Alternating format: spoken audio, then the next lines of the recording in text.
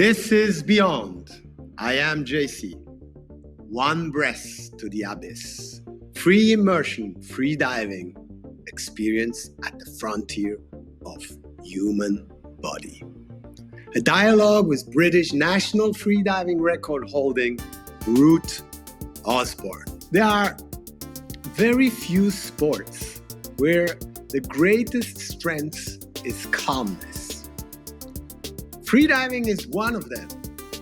With a single breath, divers descend deep and deeper than 80, 90, sometimes even 100 meters into the ocean. No tanks, no artificial air, just the human body adapting to pressure, silence, and the instinct to breathe. Today, we explore what happens at the edge of that instinct, at the frontier of the human mind and body, from the perspective of a competitive free diving athlete with British free immersion depth record holder, free diver Ruth Osborn. Who is Ruth? What a question. What a question to start with. Who is Ruth Osborn? I mean, I could sit with this for a long time and probably come up with different answers in different reflections of this question. Would you like deeper than freediver, ocean advocate, swimmer, yogi? I let you freestyle. Oh my goodness.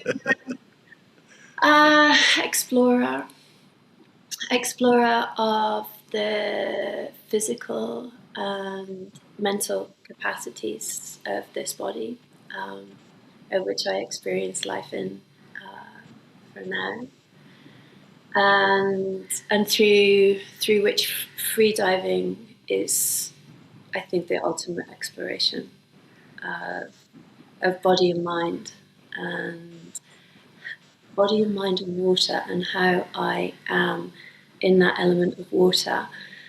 And for sure it's my element.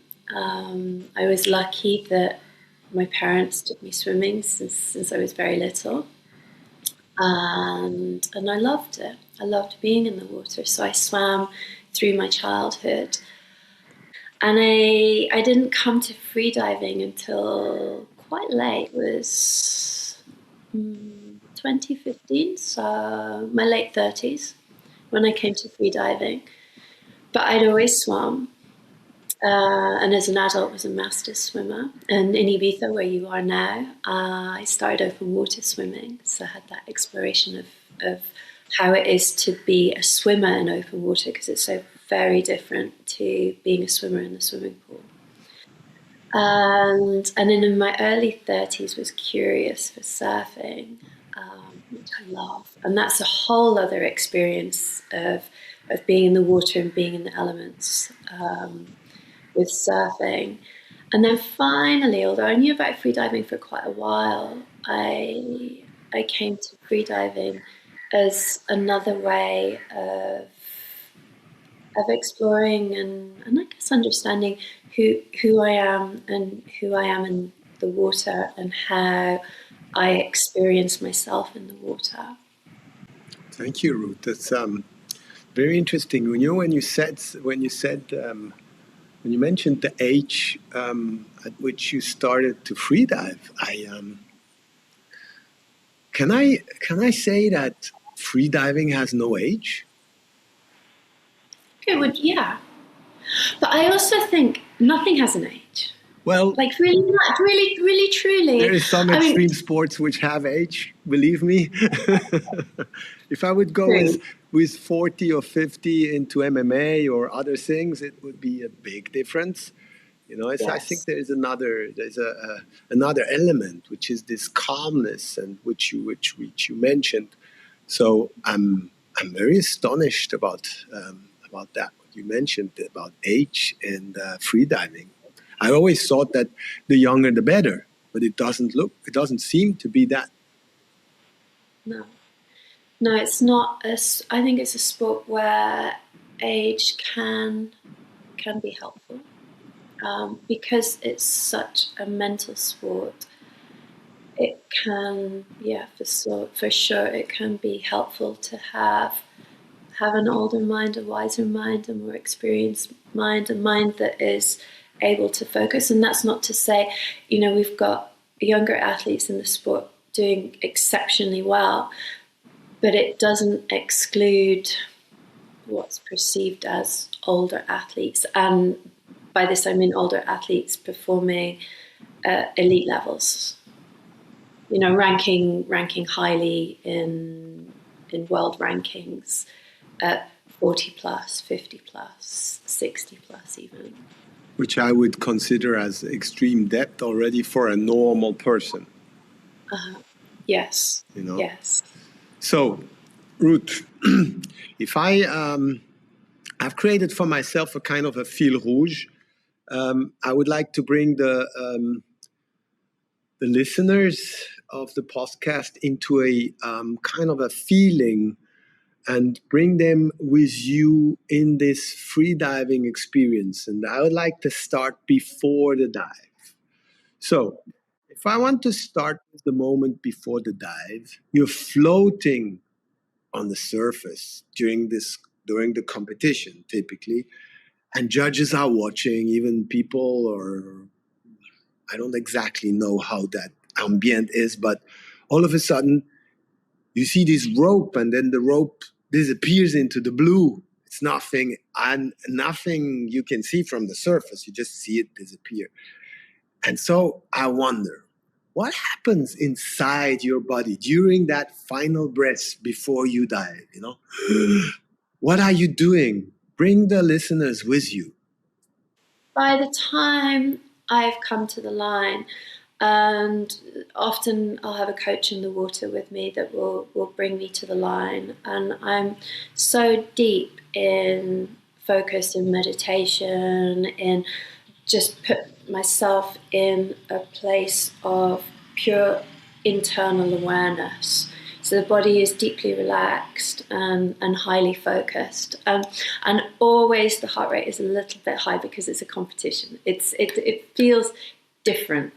And especially if I'm attempting national record as well, because that's another level of pressure to work with and really to accept and to go with on the dive. So I would be brought to the line and then clip myself on the line, and then I've hopefully got 4 minutes before my dive actually starts. So I've got 4 minutes and it's a nice feeling once you're on the line, because there's a few steps before coming onto the line. The safety's got to give you the official gauge. So that's a dive computer that will measure my depth. So the official gauge has to go on my wrist. One stat's on, and then I'm on the line. My lanyard's attached to the line. Then I can switch into, all the steps are done. I'm there, and I use those minutes before the dive to really, really focus in on me, to understand what's happening, how the body's feeling, how the mind is feeling, to, work with any flickers of doubt, fear, excitement, to try and keep the emotions just steady and calm. And a lot of freedivers will have a set routine that they do. I have a flexible routine because I'm always different when I come to the line. I feel different things. So I have a toolbox which is very, very informed by years of yoga practice, yoga and meditation practice, that allows me to work with myself in what I'm feeling at the time. More often than not, I'm doing a body scan and a relaxation, focusing to relax the toes, the feet, the legs, the shoulders, noticing if I'm like this and if the shoulders are up, noticing perhaps if there's a frown there, if my face isn't relaxed, if the jaw is tense, and just bringing in really, really deep relaxation in the final moments of the dive. And then all of my awareness is within. So I'm whatever is going on externally, it feels so far away. I'm a It's little quite bit disappointed because I've expected a kind of a very super advanced technique, but what it sounds like a easy Buddhistic self-awareness kind of thing which you apply before an 80 meters dive. Wow. I'm going to try this is that then. This is my process. So, I mean, if you speak with other freedivers, everything that I tell you here is how I experience it and the tools that I use. And I think because I've got many years practice in meditation and yoga, that's what really helps me. That's how I'm able to calm the mind, calm the body, and really get myself into a place that is happy for the dive. And I usually try and bring joy into that preparation as well. Sometimes gratitude comes up, but often to that I'm grateful and that I'm happy to be doing this dive. Okay, so you bring spirituality, meditation, self-awareness into the game and then you go. For me, very much so. Okay. Yes. And then there's a countdown. So if the listeners want to know, I don't choose when I go. I have 30 seconds after the official top. So I have a countdown as soon as I come to the line. I have 4 minutes, then I have 3 minutes, and I have 2 minutes, then I have 1 minute 30, 1 minute, and the times are counted down for me. 30 seconds, 20 seconds, 10 seconds, 10, 9, 8, 7, 6, official top. And I've got 30 seconds to start my dive. So my airway has to go under the water on the count of 30 at the very latest. Otherwise, the dive is void. So that gives another little pressure that the dive has to start within that window as well. If I'm if I'm now continuing and I'm not going in because I have a lot of questions which pop up into my mind because when we talk about your state, I was even thinking about what is the effect of the waters which you are swimming or diving into, and what happened in the water when the water has some memories and whatever happens down there. But I'm not going into that now. This is maybe for another episode because I'm very interested about all the vibration side on the resonance which happens there, and the traveling and the sound traveling, which is traveling faster on the water, and when your body is even in the water. But let's go back to the experience. You've took your breath, go down, and we go to the descent. The first part of the dive is active, as far as I read about this. So you pull yourself down to the rope, and then apparently around 40 meters, all of a sudden something changes. The divers, which I read and people I talked to, they say they enter in a kind of a free fall, something where you can stop pulling, and the ocean kind of takes you deeper. Can you, tell us what that moment feels like? Yeah, I love free fall. This is why I dive deep. Free fall is incredible. So yeah, what's happening is on the surface we're positively buoyant, and as we start to descend, the pressure of the water is compressing all of the air spaces, so the airspace in my wetsuit and also the airspace within me. So we become less and less buoyant as we go down. And we then pass a point of neutral buoyancy, which is dependent on the thickness of wetsuit I'm wearing and the amount of weight that I'm wearing. So it's not a fixed point. It's not like I say neutral is 20 meters. So usually I'm set up to dive on deep free immersion with my neutral buoyancy at 12 meters. Even after, let's say, 15 meters, I would start to, after 12 meters, I start to sink. But after, a few meters more, I start to sink faster and faster and faster. So it becomes less effort. You're picking up a little bit of speed. And then the deeper you go, the faster you go and the more you sink. So I start free fall at 40 meters, which some people prefer to start free fall earlier. I like it a little bit deeper. I like the speed of which my free fall is at 40 meters deep. So from 40 to say 80 meters, I'm in free fall, which means I'm not moving. I'm in a hydrodynamic, relaxed position, and I'm dropping into the ocean and picking up speed as I go down. And it's incredible. So that's your magic moment. Can we say that? The free fall is the magic moment of Ruth Osborn. Yeah, I love it. I absolutely love it. But all of it's magic, because the different elements of the dive require something different. They're asking something different of me. So even when we get to the bottom, so I have an alarm set. I have alarms set on the descent to tell me to do different things at different times of the dive. So when you say you have an alarm, you have a time alarm or the pressure alarm, or what kind of alarm? A depth alarm. A depth alarm.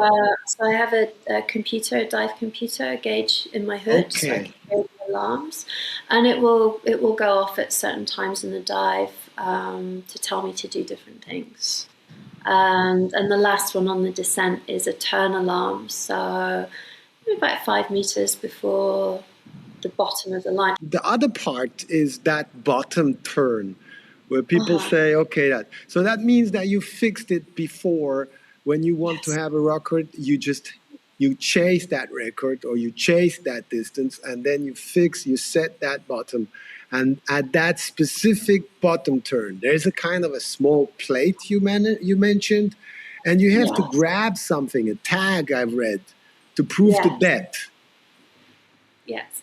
And suddenly, I think it's a bit outdated. We have gauges, but this is there's a tag. So there is a circular plate so I'm doing 18 meters dive. There's a plate at 80 meters with tags attached to it. 1 meter above that, there's a ball, a stopper.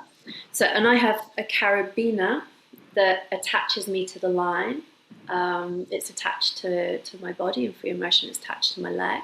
And there's a carabiner, so the carabiner can't go past that stopper. Okay. And I have an alarm to tell me 4 meters before that stopper that it's time to do something. It's time to put myself in the position to turn. So my hand goes on the line. I'm ready to turn. And I stop myself with my hand on the line by the stopper. My other arm goes to reach a tag, which I then attach to my suit. The tags are Velcro, and I've got Velcro on my suit. Have you ever missed the tag? Yes. Oh my goodness. When I was starting in competitions, I would forget that I have to get a tag. And then suddenly at the bottom I was like, oh, I have to get a tag. so I don't think I've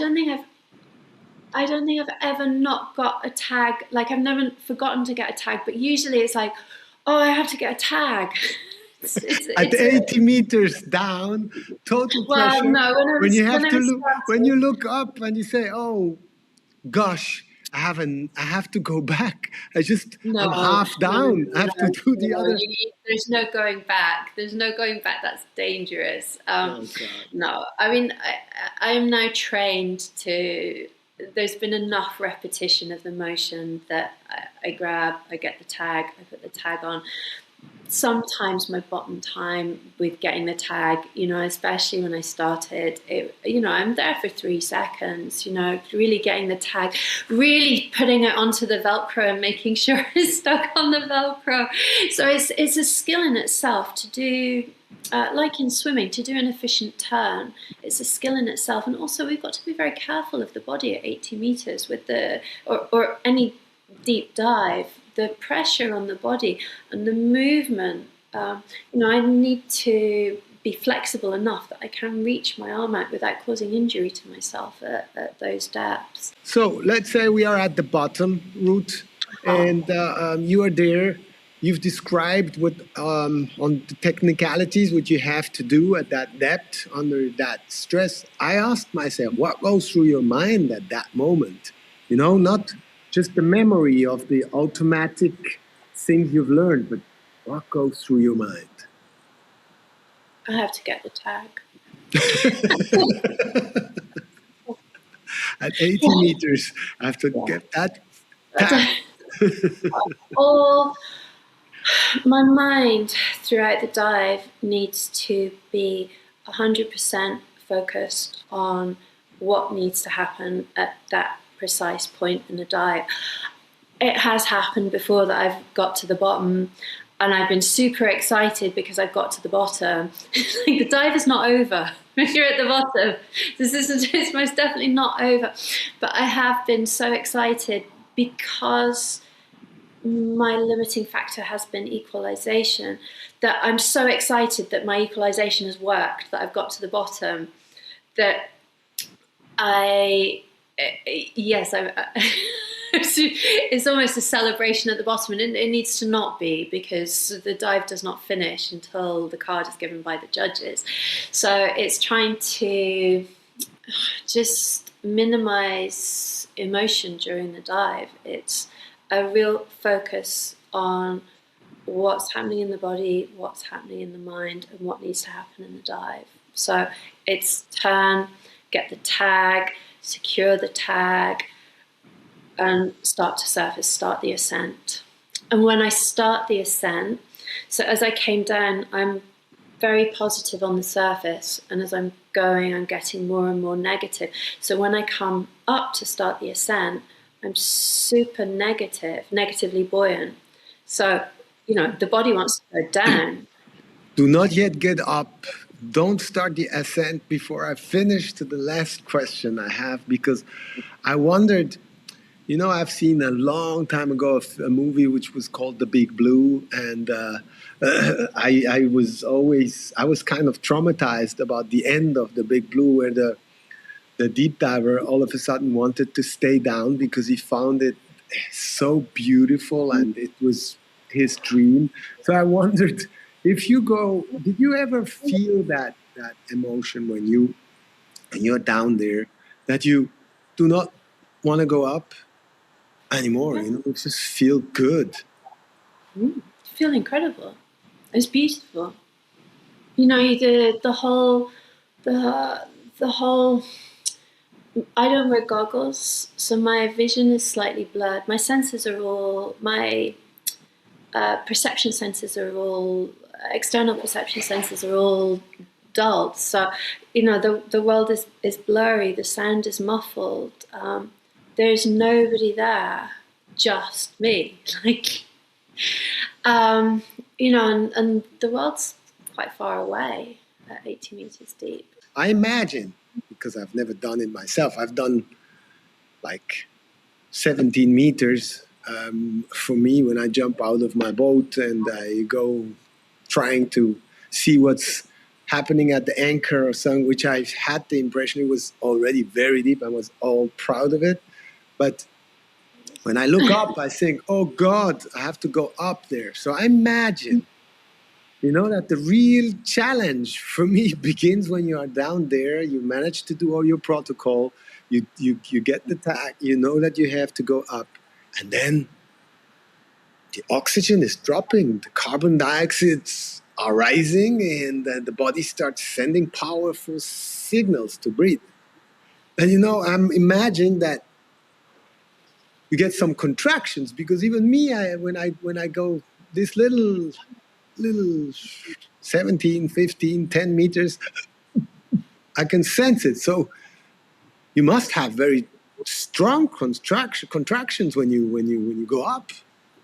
I'm very fortunate in that I don't experience contractions in a really powerful way. That for me, that I experience them, but that's just part of the dive. And also, I'm highly trained. But is it painful, or is it just rhythmic? I mean, I think if you get involved with them, then the mind makes them painful, and they can be uncomfortable. I do a lot of pool training for depth. So when I'm doing breath hold this way in the pool, then they're uncomfortable. Then, sometimes I've had training sessions where I'm just really, suffering. There is a lot of suffering. And I've changed how I'm doing pool now, because I'm not entirely sure and not certain that that level of suffering is necessary. But it's learning to sit with the urge to breathe and being comfortable with it, but also knowing that that urge to breathe, the contractions of the diaphragm, come because of rising CO2. It's your first warning. So as soon as I stop breathing, my carbon dioxide levels start to go up and my oxygen levels start to fall. But that urge to breathe, the movement of the diaphragm, isn't a signal about low oxygen. It's a signal about rising carbon dioxide levels. So the training that I do in the pool allows my body to get used to functioning with high levels of carbon dioxide, and also trains me in how I can find ease and acceptance and allow the diaphragm to relax. Just allow it to be there, allow it to be with those movements, and not get involved in it. okay, so let me take a breath, because now we come to the surface. The surface appears. Ruth takes the first breath. But the dive isn't finished. You apparently, as I read, you have to complete all kind of protocols, and because of for the judges. And yeah, can you describe these protocols and how important is it for the competition? Yeah. So I surface and take my first breath. The most important thing when I surface is, of course, for me to breathe, is for me to do recovery breaths, which are big, deep, diaphragmatic breaths that I hook, that I hold in for a brief second, and then quickly exhale, breathe again, breathe again, breathe again, breathe again. I want to get oxygen back in the body as quickly as I can. I have to take any facial equipment off. So I wear a nose clip, I don't wear goggles. And usually I remove the nose clip at 5 meters underneath the water. So I have an alarm at 6 meters to tell me I'm near the surface. So I've already taken my nose clip off. That's the first part of the protocol in AIDA freediving. The second part of the protocol in AIDA is I have to make an OK sign like this. So, and the thumb and the finger have to be touching like this. It's got to be like this. And I've got to say, I'm okay, or I am okay. And this is the AIDA protocol. That has to be done in 15 seconds. I've also got to I've got to be conscious. I cannot pass out. If I black out, that's it. The dive is void. So I've got to be conscious, but I've also got to keep my airways out of the water. And in CMAS, also, I'm not allowed to touch the back of my head to the water. So I can't, if I fall back and my head touches the water, then it's out. So basically, I want to keep myself up nice and high on the line, keep my lips out of the water, and then finish A lot of things to remember after such a dive. Yeah, but also they're drilled in. But with low oxygen levels, they can get confused, which is why the protocol is there. It's like your oxygen levels have to still be enough that, or you've trained well enough that you can still do the protocol with really low levels of oxygen. But is it once you come up after the protocol, is it a relief, or like a joy? What's the sensation you feel when you manage to do well? Apart, let's say, obviously, if you didn't manage to go to the depth you wanted, but you're still up. But if you manage to go to the depth you wanted, you feel like just joy, or that you're still alive, or is that always a challenge? Is always a moment of gratitude? I'm always a bit startled, to be honest, when I surface, regardless, because I've gone so deep within myself, and I not just for the dive itself, but in the preparation for it and the focus for it, that to have with so much of the attention within, and quiet and calm, and then suddenly you surface and there's judges staring at you, the safeties are staring at you, because they have to, because they're watching. If anything goes wrong, if I black out, then they're there to catch me. The judges are watching. Have you ever blacked out? A handful of times. I've only ever had one blackout underwater, and it was in training, and then a handful of times on the surface. And mostly because my dealing with hypoxia, my ability to function with low oxygen levels, it's quite fun. I needed to do more training with low oxygen levels, because the feeling with low oxygen, I guess it's a little bit like being drunk. It's a great feeling. It's really, so I usually just come up and giggle and then black out. It's like, it's just not a professional athlete way to do something I'm trying to work on. They've always been when I've done no fins. So no fins is a modified breaststroke, and it's quite common. More blackouts happen in no fins, because the margin for error is so small on such a physical dive that takes more oxygen. But yeah, it's having presence of mind and having the control, even with low oxygen levels, to do the protocol correctly, breathe properly, replenish the oxygen levels, not just giggle. Yeah, but always, for me, you're like playing with that frontier of breaths and oxygen levels, and because from the outside, if you look, freediving looks pretty extreme on the depths, but many divers I read describe it as a kind of a peaceful thing. But it's a peaceful thing, but still you're constantly at that frontier which you could black out. Yes, and it shouldn't be part of my view on it. It's something that occasionally might happen. It's part of, like, if you cycle, there might be a crash. You might fall off your bike. In Formula One, there might be a crash. It doesn't, and it shouldn't happen all the time. It shouldn't be. If you're blacking out regularly in your training and in your competition dives, you're doing something wrong with your training program. But if we take all this into consideration, why do freedivers go always deeper? Do you think it's just adrenaline, it's the competition, or is it something deeper?